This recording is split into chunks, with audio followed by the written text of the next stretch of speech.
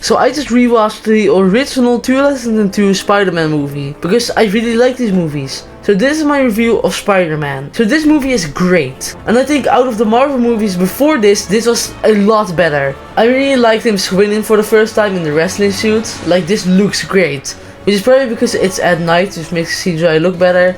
But I don't care, this just looks awesome. And it sucks that this part of the movie with the wrestling suit isn't longer, because I would have loved to see more of this before he got the real Spider-Man suit. And the final swing as well was amazing. It's not the best win in this trilogy, but probably the best of this movie. And this win is just insanely iconic.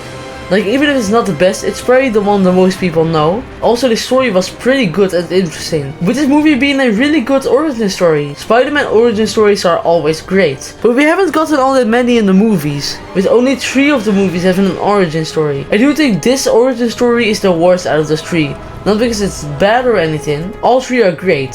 I just think the other 2 are even better. Because the Amazing Spider-Man Into the Spider-Verse just has great origin stories that were just better than this, even if this was still really good. Also, Green Goblin was pretty good, but not great. There are definitely better Spider-Man movie villains out there, but I still think he's pretty good. He's a pretty good villain, and Willem Dafoe's performance absolutely carries this character. I also think this is a very rewatchable movie. Not as much as the other 2 in the trilogy, but still very rewatchable and a lot of fun to watch. Like, basically every Spider-Man movie is insanely enjoyable, and this movie is not an exception. These movies are always so great to watch again. I do think the most rewatchable and enjoyable is Spider-Man 3, which does do it better in terms of rewatchability and just in terms of how enjoyable it is to watch. I do think this movie is better written than Spider-Man 3, but I think Spider-Man 3 does those other things well enough that it's my personal favorite. Also, I don't know how I didn't mention the scene earlier, but the fight with Green Goblin is great. This is a great scene, and again, probably the most iconic fight to come out of this trilogy. Also, J. Jonah Jameson was pretty funny in this movie.